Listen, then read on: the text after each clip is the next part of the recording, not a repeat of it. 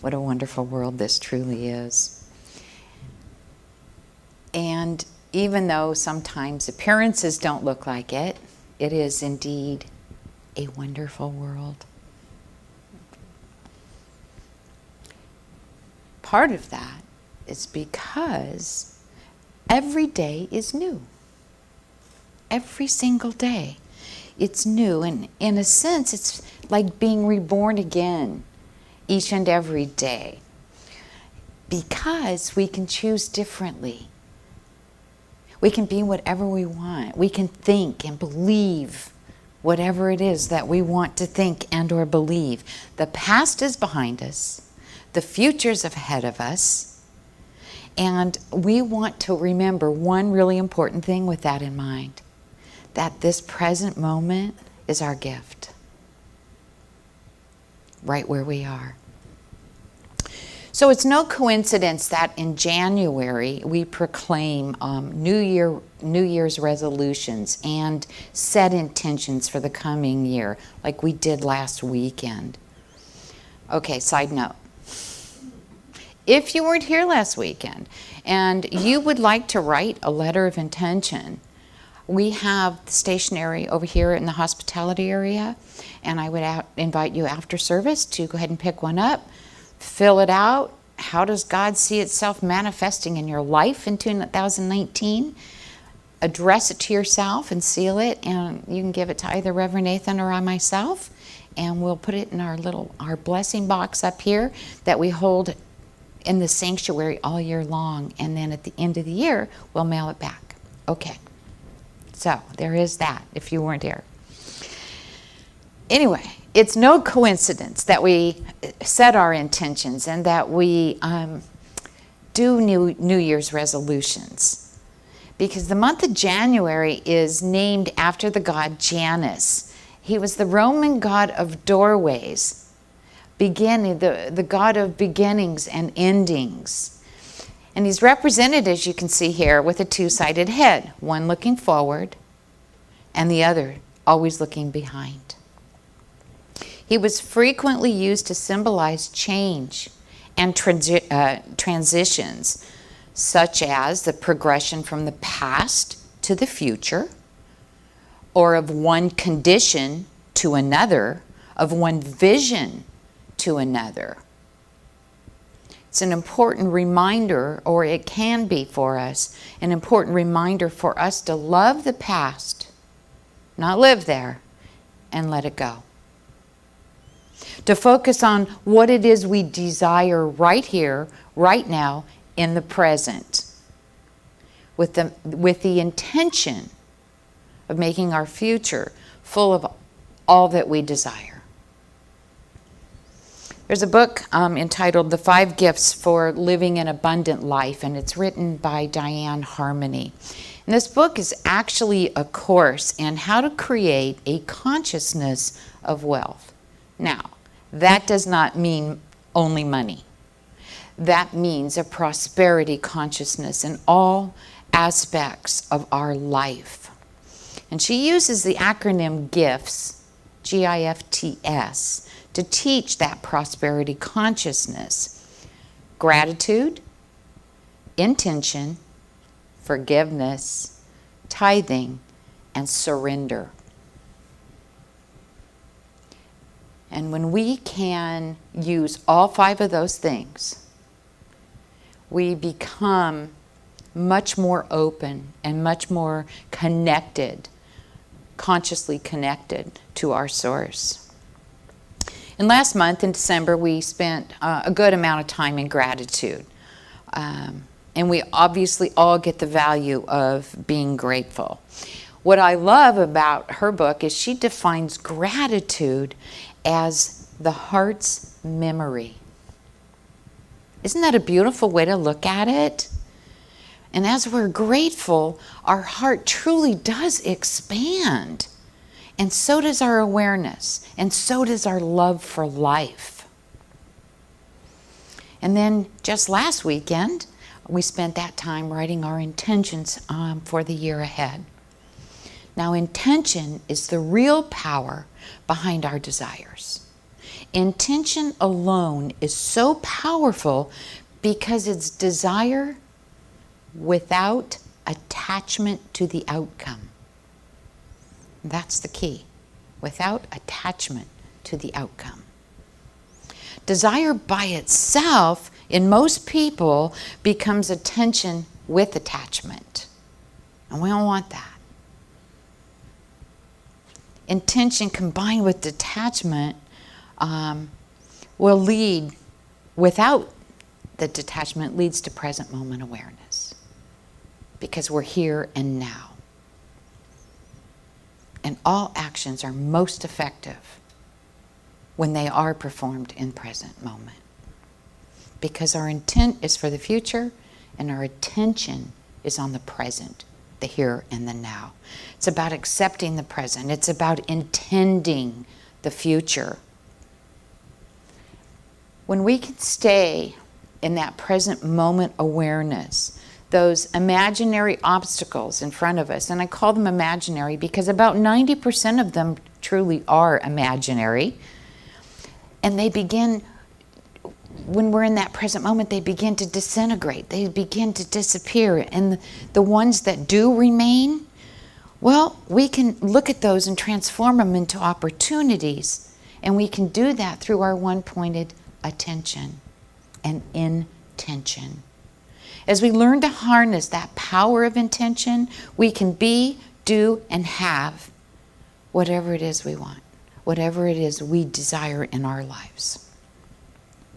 Now we can use the spiritual gifts of gratitude and intention to make our year ahead more abundant, more joyous as we continue on this spiritual high, this connection to our source, and stay right here and right now. We all know what it means to be grateful. We all know how important it is to be in gratitude for all of it, for even the small things.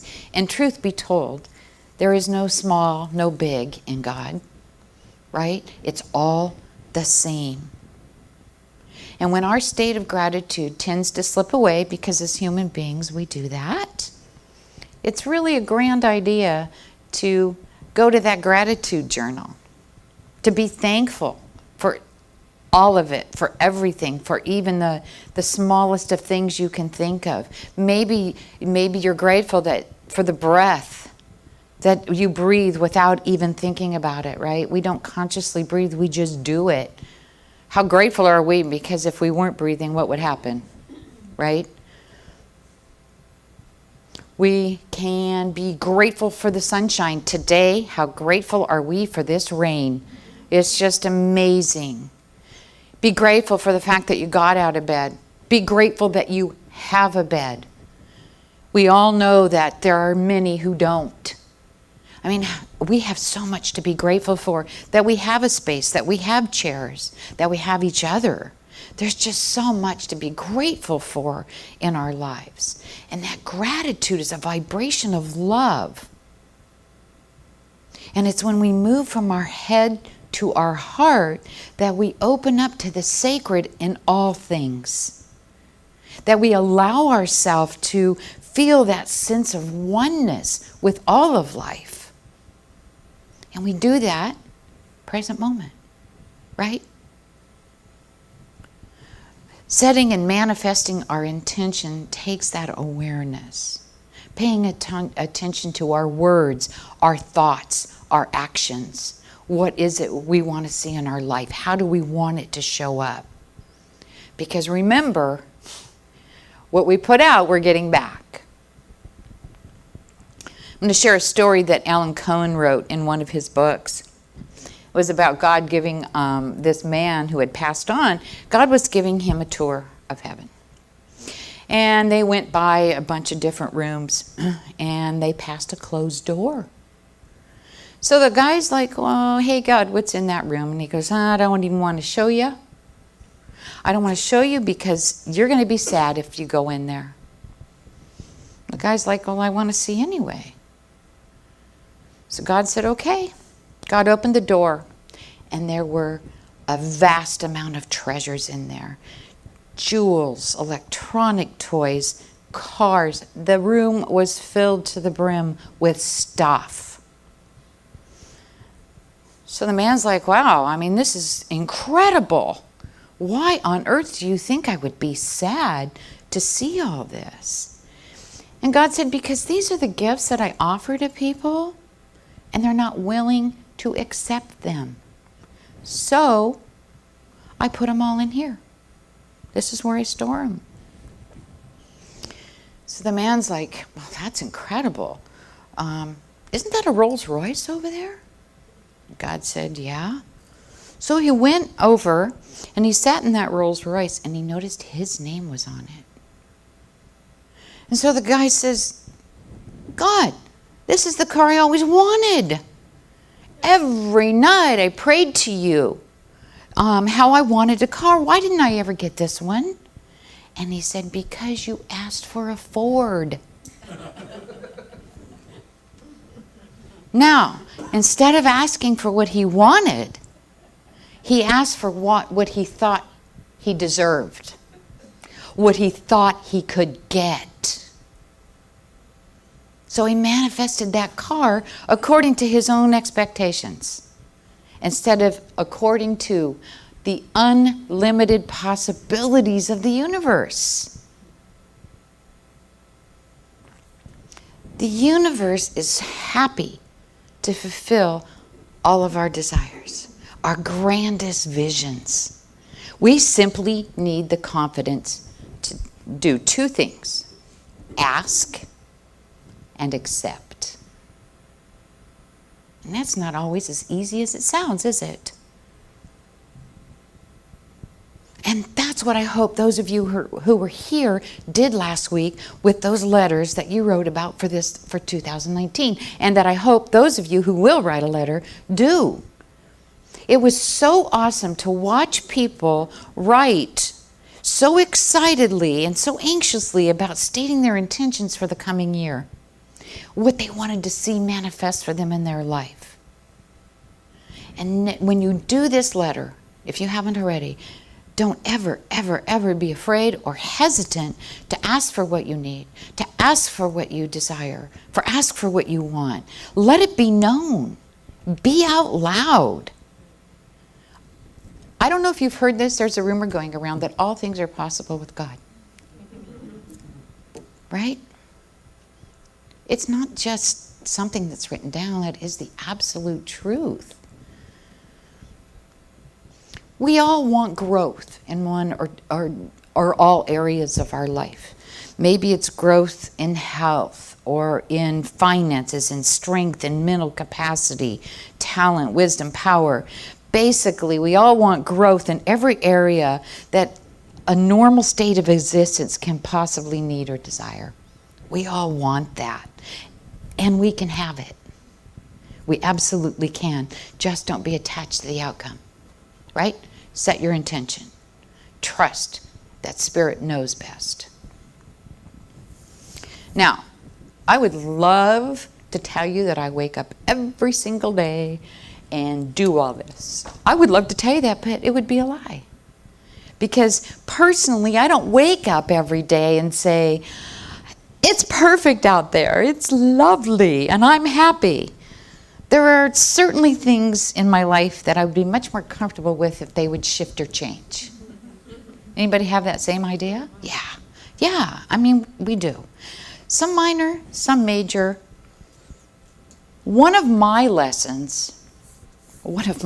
lessons, by the way, it's staying in that present moment. Being aware, to accept things as they are right here and right now, and not waste time wanting this moment to be different. It's about learning to be grateful for the opportunity in front of me, knowing full well it has a lot to offer if I let go of resistance. Anybody else have that issue? No, good. Because the truth is this. This moment is not going to be any different than it is, no matter how I resist. Maybe you've noticed that. Yeah. What we can do What we can do is change that perceived obstacle into an insightful experience by accepting what is happening in the moment and intend for the situation to be different in the future. That's what we can do without, once again, attachment to the outcome. Details are handled by spirit, and it's always better if we keep our hands out of it. Have you found that out?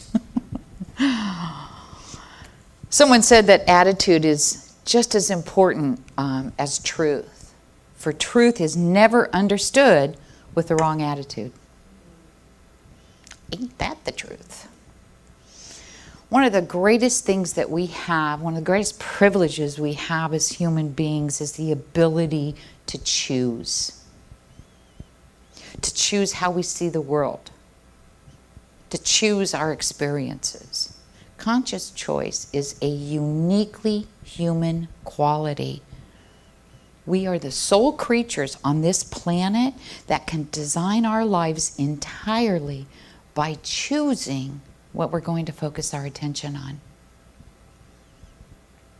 It is our honor, it is our responsibility to exercise that power of choice by setting and by manifesting our intentions.